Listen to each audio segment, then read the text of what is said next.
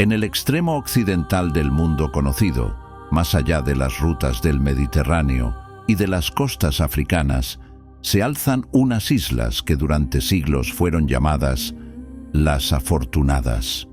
Pero su verdadera fortuna no fue el oro ni las riquezas, sino un secreto mucho más antiguo, uno que aún hoy, miles de años después, sigue sin respuesta.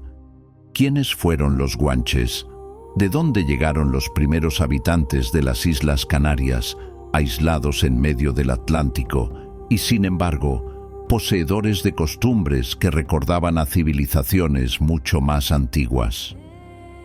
En las cuevas funerarias de Tenerife y Gran Canaria aún descansan momias tan bien conservadas como las egipcias, envolviendo en silencio el misterio de una cultura que desapareció sin dejar herederos. Sus rostros, sus ritos y sus palabras son fragmentos de un mundo perdido. Algunos creen que los guanches fueron los descendientes de un pueblo atlante, otros que fueron los últimos guardianes de una civilización olvidada del norte de África. Pero entre momias, petroglifos y leyendas, emerge una pregunta que ni la ciencia ni la historia han podido responder. ¿Cómo pudieron sobrevivir aislados durante siglos y desaparecer de repente?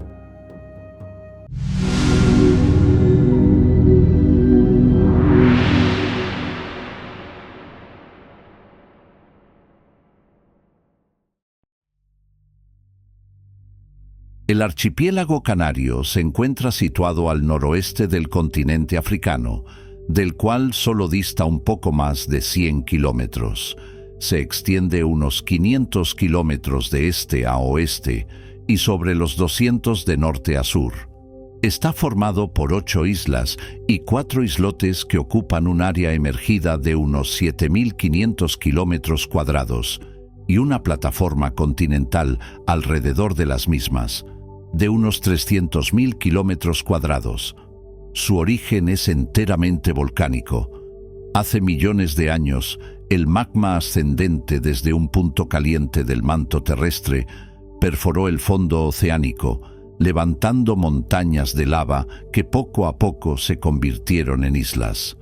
Cada una de ellas es el resultado de incontables erupciones. Sus suelos están formados por basaltos, lavas solidificadas, piroclastos y cenizas. Fuerteventura y Lanzarote, las más antiguas, muestran paisajes erosionados y desérticos, mientras que La Palma y El Hierro, más jóvenes, exhiben volcanes activos y coladas recientes. En Canarias se pueden encontrar 2.700 especies de plantas, de las cuales alrededor de 500 son endémicas, es decir, son propias del sitio. Otras 500 son autóctonas de la región macaronésica y el resto probablemente fueron introducidas en tiempos modernos, posteriores a la conquista de las islas. Las Islas Canarias, reconocidas por su biodiversidad, albergan más de 17.000 especies terrestres y más de 7.000 marinas, de las cuales aproximadamente el 27% son endémicas, es decir, exclusivas del archipiélago. La fauna de las Islas Canarias es tan singular como su geografía volcánica. Su aislamiento en medio del Atlántico ha permitido el desarrollo de un ecosistema con especies endémicas únicas en el mundo. Entre ellas destacan los lagartos gigantes de El Hierro, La Gomera y Tenerife, símbolos de la biodiversidad insular. La avifauna es especialmente rica. Las islas son hogar de aves marinas como la pardela cenicienta, así como de rapaces emblemáticas como el águila pescadora o el cernícalo común. En el mar, las aguas canarias son un auténtico santuario para cetáceos, con más de 30 especies registradas, desde delfines mulares hasta imponentes cachalotes y ballenas piloto. También habitan especies de gran valor ecológico como las tortugas marinas. En tierra, pequeños invertebrados y reptiles dominan los hábitats áridos, mientras que los bosques de laurisilva albergan aves endémicas como el pinzón azul de Tenerife y Gran Canaria. El aislamiento de las Islas Canarias ha marcado profundamente su población. Poblando el archipiélago hace miles de años desde el norte de África, los primeros colonos vivieron durante siglos prácticamente aislados. Esta soledad insular dejó huellas profundas, genética claramente diferenciada en cada isla, culturas locales fuertemente arraigadas y una identidad que se forjó entre adaptaciones autóctonas e influencias externas.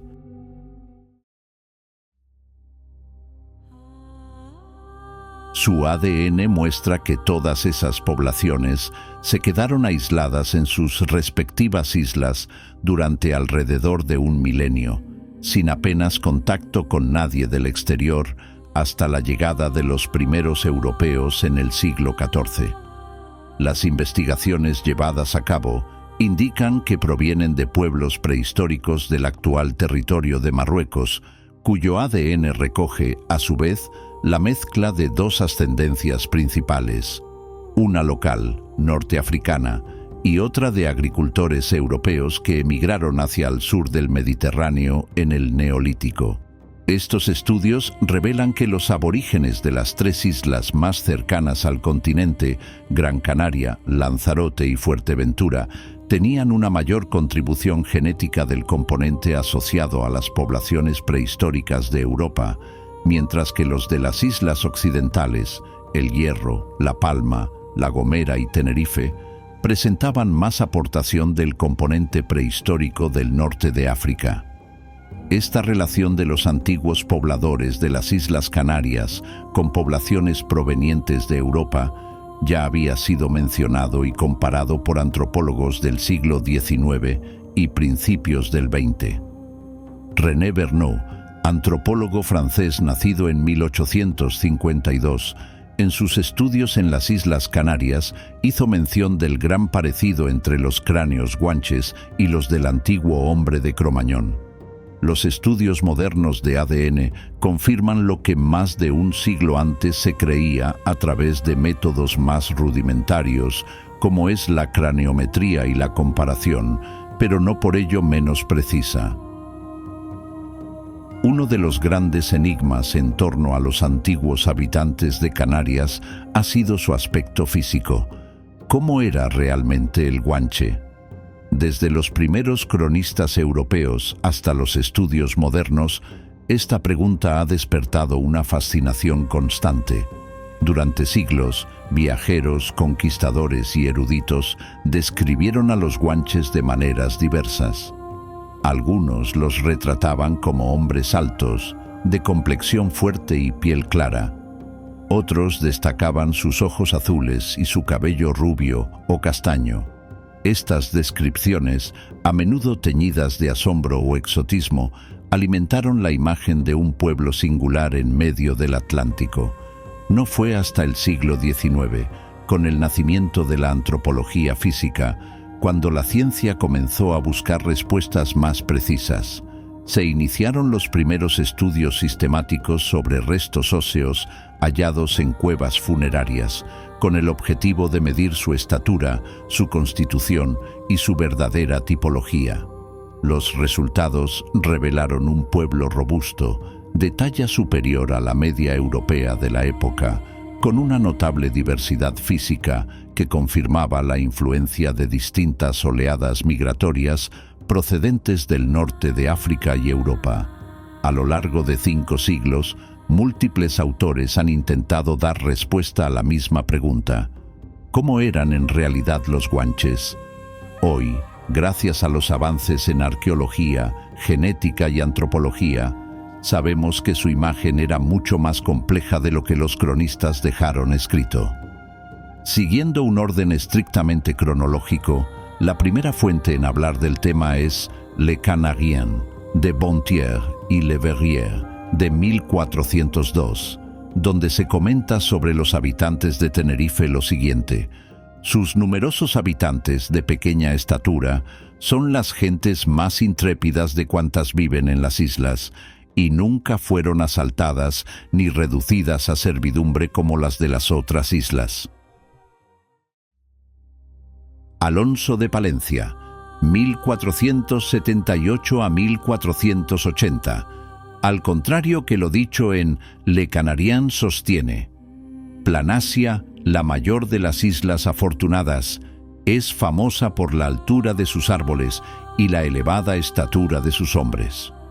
Dos autores, Gómez de Sintra, 1485, y Valentín Fernández, 1506 a 1507, concuerdan con Le Canarien con respecto a los habitantes de Tenerife. Y los canarios de esta isla son de pequeña estatura y feroces en la pelea. Gómez de Sintra: los hombres de esta isla eran de cuerpo pequeño y robusto, fuertes y valientes en los combates. Valentín Fernández. Autores como Leonardo Torriani, en 1592, y Fray Alonso de Espinosa, en 1594, describieron a los antiguos canarios como hombres de gran fuerza y destreza, llegando incluso a hablar de gigantes de hasta 14 pies de altura, lo que equivaldría a casi 4 metros. Espinosa añadía detalles aún más sorprendentes, como el caso de un individuo al que atribuían 80 dientes en la boca. Estas descripciones, aunque hoy nos resulten inverosímiles, reflejan un fenómeno común en la época: la mezcla de observaciones reales con elementos legendarios, donde la transmisión oral y la fascinación por lo exótico tendían a magnificar la realidad. El impacto de encontrarse con pueblos desconocidos llevaba muchas veces a los cronistas a engrandecer sus relatos, reforzando la idea de que aquellas tierras albergaban maravillas y seres extraordinarios. En contraste, en 1602, Juan de Abreu Galindo ofrecía una versión mucho más moderada. Según él, los guanches eran simplemente hombres de mediana estatura, sin mayores rasgos que los distinguieran en ese sentido. Su relato parece responder a un intento de dar un testimonio más sobrio, alejado de las exageraciones anteriores.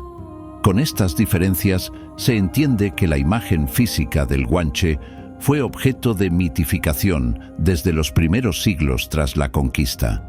Lo cierto es que, si bien su complexión era robusta y su talla notable, la idea de gigantes pertenece más al terreno del mito. Estas leyendas y descripciones fantásticas eran una exageración de una realidad, es decir, entre los guanches existían auténticos gigantes, pero no en el sentido mitológico. No eran hombres de 4 metros, pero sí se encontraban entre ellos ejemplos de gran estatura, pudiendo llegar a 1,90 m o más. Son descritos como robustos y valientes, como deja ver Zurara de 1448. Y estos hombres son robustos y valientes, y tienen mujeres seguras, y viven más como hombres que algunos de los otros. Sería Espinosa el primero en comentar las diferencias que existían entre los guanches del sur y los del norte en cuanto a la pigmentación de la piel y del pelo. Es esta gente, los de la banda del sur, de color algo tostada y morena, agora sea por traer este color de generación, agora sea por la tierra algo cálida y tostarlos el sol, por andar casi desnudos, como andaban. Mas los de la banda del norte eran blancos, y las mujeres hermosas y rubias y de lindos cabellos. Abreu Galindo generaliza, señalando: son los canarios de estas islas todos hombres por la mayor parte morenos, por el calor de la región y clima. Pero al referirse a la isla de Tenerife, coincide totalmente con Espinosa. Los de la banda del sur son muy morenos, y los de la banda del norte son blancos y rubios en cuerpo y cabellos. Las apreciaciones de Marín de Cubas se basan en las observaciones sobre las momias guanches. Cabellos: antes los tenían rubios, largos y fuertes. Los habitantes de las Islas Canarias no eran todos iguales, pero el tipo que más destacaba era el tipo cromanoide, el cual fue el habitante más antiguo de las Islas Canarias. Robusto, alto, de piel clara, ojos claros y cabello pelirrojo o rubio rojizo, como se puede observar en sus momias. Estaba relacionado con el hombre de Cromañón de Europa. Como se puede observar, sus rasgos son sumamente gruesos y fuertes, con la típica característica cromanoide de la mandíbula ancha y cuadrada. Un estudio antropológico de 2015 plantea una hipótesis de los primeros habitantes de Canarias. Habrían tenido influencias genéticas e incluso lingüísticas relacionadas con poblaciones atlánticas e ibéricas, incluyendo regiones como la costa vasca. La relación de los vascos y los guanches no es nueva, ya ha sido planteada con anterioridad. La sociedad guanche estaba organizada de manera compleja, aunque mantenía características propias de un sistema tribal. Cada isla tenía sus particularidades, pero en términos generales se pueden identificar rasgos comunes que permiten comprender cómo funcionaban sus estructuras políticas y sociales. En Tenerife, la isla más poblada, el territorio estaba dividido en 9 reinos llamados menceyatos. Cada uno era gobernado por un mencey, que ejercía como jefe supremo, líder político y militar. La figura del mencey no solo representaba la autoridad, sino también la unión del grupo, ya que encarnaba un poder heredado y legitimado por el linaje, el cual se basaba en la pureza de sangre entre los nobles, y para llegar a ser mencey se tenía que demostrar dicha pureza. Otras islas, como Gran Canaria, estaban igualmente fragmentadas en demarcaciones controladas por jefes tribales, aunque con particularidades propias. La sociedad guanche se hallaba estratificada. En la cúspide se situaban los nobles, vinculados directamente al mencey o a su familia, quienes gozaban de privilegios y prestigio. Por debajo se encontraban los campesinos y pastores, responsables de la economía basada en la agricultura y la ganadería. Finalmente, en la base se ubicaban los esclavos, muchos de ellos prisioneros de guerra o individuos castigados que carecían de derechos y se encontraban sometidos al servicio de sus amos. El orden social se sostenía gracias a un sistema normativo transmitido de forma oral. La justicia era administrada bajo la supervisión del mencey y los ancianos de la comunidad, quienes actuaban como consejeros y jueces. Los castigos podían variar desde multas en bienes hasta penas más severas como la esclavitud o la muerte, dependiendo de la gravedad de la falta. Este control legal no solo garantizaba la estabilidad interna, sino que reforzaba la autoridad del mencey y de las élites. En conjunto, la organización política y social de los guanches revela un equilibrio entre estructuras jerárquicas y elementos comunitarios. Aunque no dejaron registros escritos, la tradición oral y las crónicas posteriores nos permiten reconstruir una sociedad marcada por la unión interna, el respeto a la autoridad y la importancia de mantener un orden que garantizara la supervivencia en un entorno insular.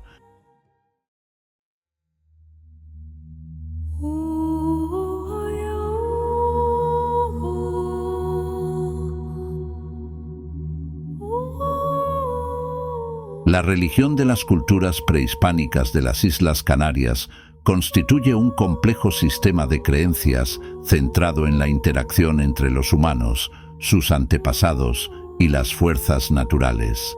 La información proviene de fuentes escritas de cronistas europeos como Andrés Bernaldez, Alonso de Espinosa o Juan Abreu Galindo, complementadas con hallazgos arqueológicos.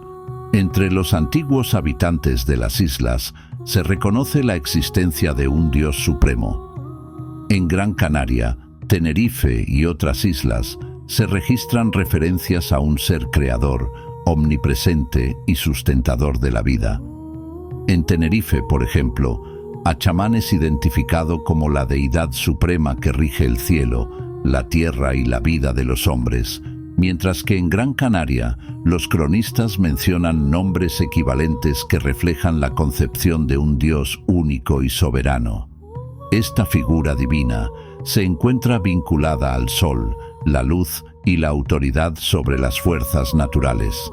Además de a chamán, las culturas insulares rendían culto a deidades secundarias vinculadas a los astros, la tierra, el agua y los animales. El sol, Mágec en Tenerife, y la luna eran objeto de devoción junto con estrellas y otros fenómenos celestes, reflejando un culto astral ampliamente extendido. Los espíritus de los antepasados, llamados majos, tenían un papel central en la orientación de la comunidad y en los ritos propiciatorios.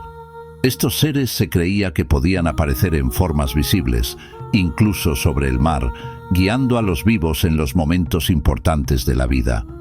La naturaleza estaba integrada en la religiosidad como fuerza vital. Ríos, montañas, cuevas y ciertos animales se consideraban mediadores de lo sagrado. La fertilidad de la tierra, la lluvia y la abundancia de pastos y cosechas dependían de la correcta interacción entre humanos y deidades. Por ello, los rituales se orientaban a propiciar estos fenómenos y asegurar la supervivencia del grupo. Las montañas eran los espacios sagrados por excelencia, consideradas como axis mundi, el eje del mundo y punto de irradiación de lo sagrado. Ejemplos destacados incluyen el Teide en Tenerife, considerado morada de fuerzas malignas, y el Roque de Idafe en La Palma, centro ritual de los palmeros. En Gran Canaria, el monte Ventaiga y su Almogarén funcionaban como recinto sagrado, donde se realizaban ofrendas y ceremonias. Las cuevas y rocas talladas eran espacios rituales secundarios, usados para cultos domésticos, ceremonias de iniciación o para consultas con los espíritus ancestrales. En Fuerteventura, la montaña de Tindaya conserva podomorfos y figuras geométricas vinculadas a ritos de purificación y propiciación. Las cazoletas y canalillos hallados en recintos elevados de Gran Canaria y Tenerife reflejan un uso ritual complejo, probablemente vinculado a la fecundidad de la tierra y la propiciación de la lluvia. Los rituales religiosos incluían sacrificios de animales, derramamiento de leche y manteca, danzas, cantos y juegos, asociados tanto a cultos astrales como a la sacralización de montañas y cuevas. La momificación, la manipulación del cadáver y los enterramientos reflejan la importancia de los rituales funerarios. Los cuerpos podían ser depositados, alargados o flexionados según la isla, en cuevas o tumbas artificiales, a veces acompañados de ajuar funerario, como cerámica decorada con símbolos astrales y fecundatorios. La religión se entrelazaba con la vida diaria, el conocimiento del medio natural y la memoria ancestral, asegurando así la supervivencia de la comunidad. La vida cotidiana de los guanches estaba profundamente marcada por el entorno insular en el que habitaban. Sus recursos materiales y formas de organización respondían a las condiciones volcánicas de las islas y a la necesidad de aprovechar de manera eficiente lo que ofrecía la naturaleza. Las cuevas volcánicas fueron el espacio habitacional más característico. Muchas de ellas se acondicionaban con muros de piedra seca en las entradas y en ocasiones se ampliaban de forma artificial.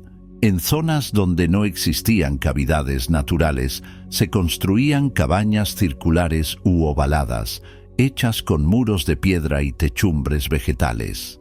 En Gran Canaria destacan además las llamadas casas rehundidas, viviendas parcialmente excavadas en el suelo que conformaban auténticos poblados. Ejemplos arqueológicos como la Cueva de los Guanches en Tenerife o los asentamientos de Galdar y Telde en Gran Canaria permiten conocer con detalle esta forma de vida. La economía guanche combinaba ganadería, agricultura, recolección y pesca. La ganadería, basada en cabras, ovejas y cerdos, fue una de sus principales actividades, proporcionando carne, leche, manteca, pieles y huesos utilizados como materia prima. La agricultura se centraba en cereales como la cebada y el trigo, además de legumbres como habas y guisantes. El gofio, harina tostada de cereales, constituía la base de la dieta y se preparaba en molinos de piedra circulares. A esta producción se sumaba la recolección de frutos silvestres y la práctica de la pesca y el marisqueo en las zonas costeras, que complementaban la alimentación. La ropa estaba hecha principalmente con pieles de animales, curtidas y adaptadas a las necesidades climáticas. Aunque la evidencia arqueológica sobre textiles es limitada, se sabe que también se empleaban fibras vegetales para fabricar cuerdas, cordajes y posiblemente vestimenta ligera. Esta combinación refleja una cultura adaptada tanto a las temperaturas más frías de las zonas altas como a los climas cálidos de las costas. El desarrollo tecnológico de los guanches se basaba en el uso de materiales locales. Fabricaban herramientas de piedra volcánica como obsidiana y basalto, punzones de hueso y conchas marinas adaptadas como utensilios. La cerámica era elaborada a mano, sin torno, en forma de cuencos, vasos y recipientes globulares o semiesféricos, con decoraciones geométricas incisas, punteadas o radiadas, en algunos casos con motivos astrales. Los molinos de piedra eran esenciales para la preparación del gofio. Este repertorio material, aunque sencillo, era altamente funcional y se ajustaba perfectamente al medio en el que vivían. Este panorama de la cultura material guanche revela un pueblo con una economía de subsistencia muy bien adaptada a su entorno, capaz de generar soluciones prácticas a través del uso de cuevas como viviendas, el aprovechamiento integral de los animales, la agricultura cerealera y una tecnología artesanal eficiente basada en piedra, hueso y barro. Entre los hallazgos más misteriosos del pasado canario, las momias guanches ocupan un lugar central. Llamadas xaxos o mirlados, fueron encontradas sobre todo en Tenerife, aunque existen restos en otras islas del archipiélago. Su conservación, tan sorprendente como enigmática, ha alimentado durante siglos preguntas que aún hoy siguen abiertas. ¿Cómo lograron preservarlas? ¿Por qué lo hicieron? Los estudios modernos muestran que las técnicas eran variadas. En algunos casos se practicaba la extracción de vísceras, seguida del relleno del cuerpo con fibras vegetales o musgo.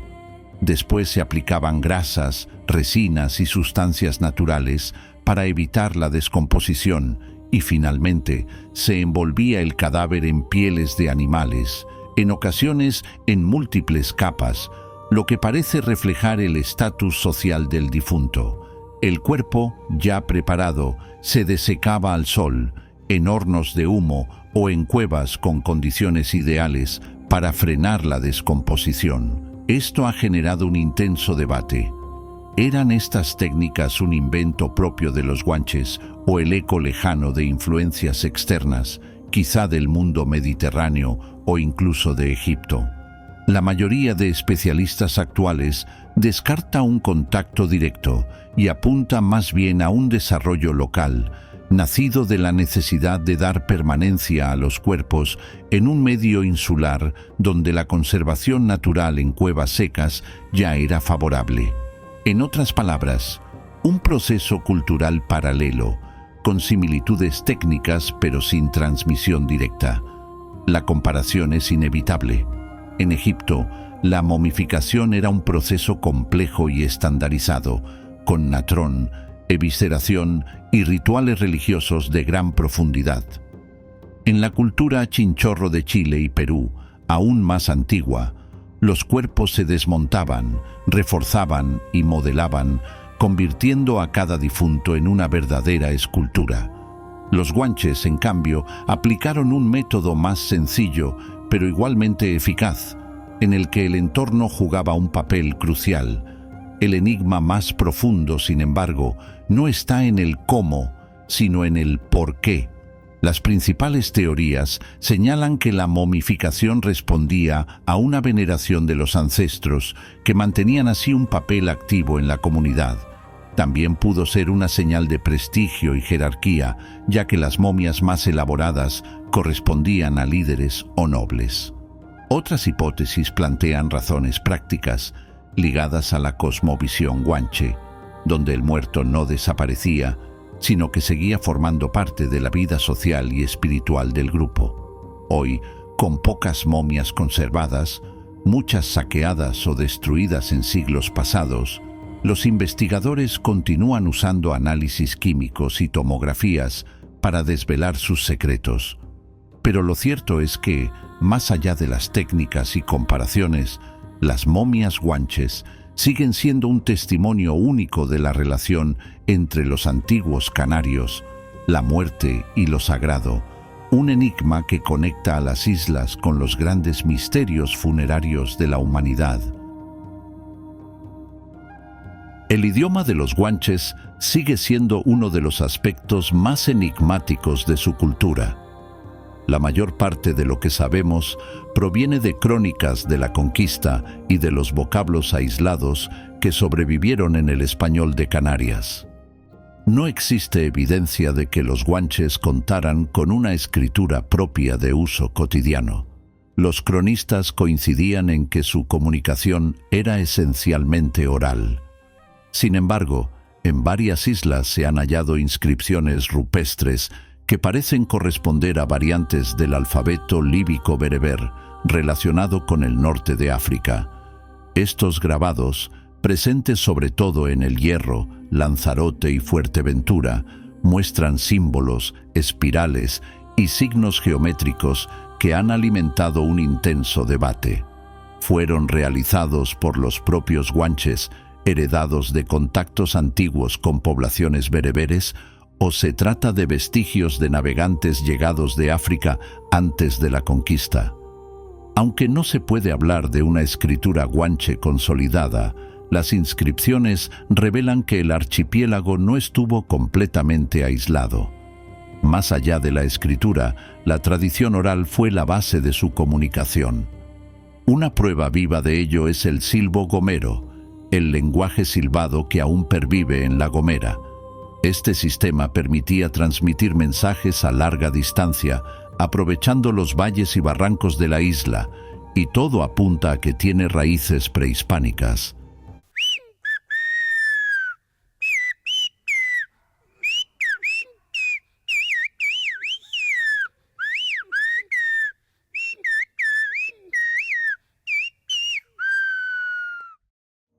El silbo demuestra la capacidad de adaptación de los antiguos habitantes de Canarias a un entorno abrupto y montañoso. A pesar de la desaparición de la lengua guanche tras la conquista, su huella sigue presente en el español de Canarias. Numerosos términos de origen guanche se mantienen vivos, especialmente en la toponimia y en la vida cotidiana. Palabras como gofio, harina de cereales tostados, alimento básico de los isleños, mensei, título de los antiguos reyes de Tenerife, tagoror, lugar de reunión o consejo, así como nombres de plantas autóctonas como tabaiba o tajinaste, siguen recordando el pasado indígena.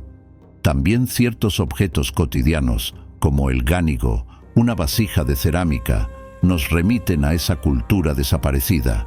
Hay numerosos vocablos guanches y nombres topográficos en las islas que recuerdan o se parecen mucho al euskera, pero falta una mayor investigación al respecto para asegurar aún algo.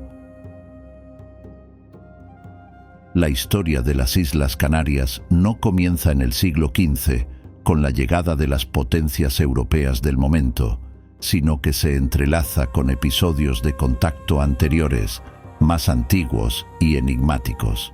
Diversas fuentes clásicas, como el Periplo de Janón, atribuido a un navegante cartaginés del siglo V a.C., hablan de expediciones atlánticas en busca de recursos y nuevas rutas.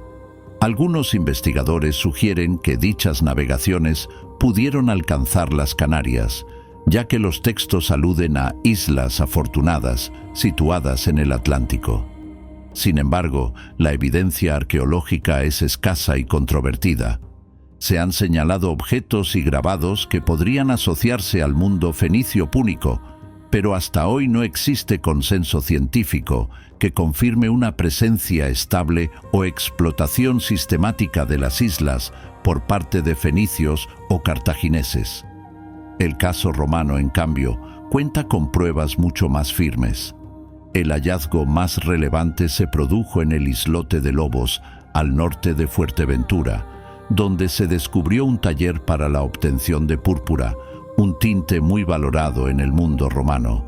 Allí se localizaron estructuras, restos de caracoles Muricidae y fragmentos cerámicos que datan de finales de la República e inicios del Imperio. Además, se han identificado ánforas y otros materiales romanos en Lanzarote y en fondos marinos cercanos, lo que demuestra que las islas formaban parte de rutas comerciales o expediciones esporádicas. Estos contactos, aunque limitados y temporales, prueban que Canarias estaba conectada de algún modo con el Mediterráneo. Los restos arqueológicos muestran que esos contactos fueron discontinuos y especializados, más relacionados con la explotación de recursos concretos, como la púrpura o productos marinos, que con un interés en colonizar o integrar culturalmente a los habitantes de las islas. Las evidencias apuntan a visitas estacionales, naufragios o intercambios puntuales, más que a una ocupación duradera. La historia de la conquista europea de las Islas Canarias es una trama compleja, marcada por la combinación de expediciones militares, misiones religiosas, conflictos indígenas y profundas transformaciones culturales. Este proceso se desarrolló a lo largo del siglo XV, cuando el archipiélago pasó de ser un territorio habitado por pueblos autóctonos a una posesión integrada en las estructuras de poder de Castilla. Entre los siglos XIV y XV, las Islas Canarias fueron un escenario tanto de depredaciones como de cruzadas religiosas. Antes de la conquista militar, el archipiélago experimentó incursiones piráticas constantes, con capturas masivas de pobladores para el mercado de esclavos, generando odio y desolación en las islas. Frente a ello, grupos de misioneros cristianos, principalmente franciscanos andaluces, emprendieron la labor evangelizadora, buscando predicar y educar a los habitantes originarios antes de cualquier dominio político formal. Jean de Bettencourt inició en 1402 la ocupación militar de Lanzarote, seguida de Fuerteventura y El Hierro, bajo el pretexto de cruzada. Este proceso fue autorizado y sostenido por la bula Apostolatus Officium 1404 del Papa Benedicto XIII, que otorgaba indulgencias a los conquistadores. Paralelamente, los misioneros fundaron conventos y comenzaron la cristianización de las islas. Hacia 1423, gran parte de Lanzarote, Fuerteventura y El Hierro ya estaban convertidas al cristianismo, mientras se iniciaba la predicación en La Gomera y Gran Canaria. Los misioneros Pedro de Pernía y Juan de Baeza fueron figuras clave. Baeza, guardián y luego vicario, lideró una intensa actividad evangelizadora entre 1423 y 1434. La Iglesia, reconociendo la importancia de esta tarea, otorgó privilegios y mercedes a los frailes, erigiendo conventos y estableciendo una estructura misional que permeó profundamente en la vida canaria. La conquista no fue pacífica. En Tenerife, la resistencia indígena fue especialmente fuerte. Los guanches se opusieron con tenacidad, protagonizando enfrentamientos memorables como la batalla de Acentejo, donde infligieron una dura derrota a las fuerzas castellanas. Sin embargo, la superioridad tecnológica y la división interna entre los propios guanches terminaron favoreciendo la conquista.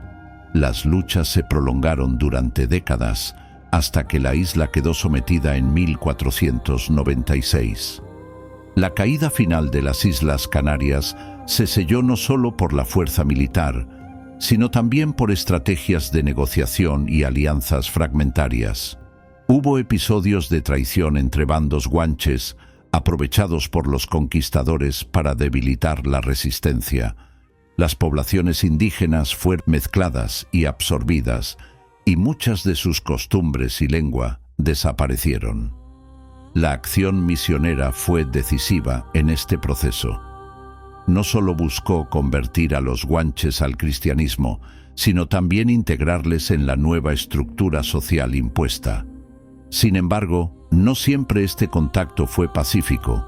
Persistió la tensión entre la evangelización y las depredaciones esclavistas hasta que la Bula Regimini Gregis, 1434, del Papa Eugenio IV, proclamó la libertad de los indígenas dentro del territorio señalado como escenario de la misión, prohibiendo su captura y esclavización. Este proceso culminó en la consolidación del dominio castellano sobre las islas, marcando el fin de las culturas guanches como sociedades autónomas y el inicio de un nuevo capítulo en la historia del archipiélago, la integración plena en el mundo europeo.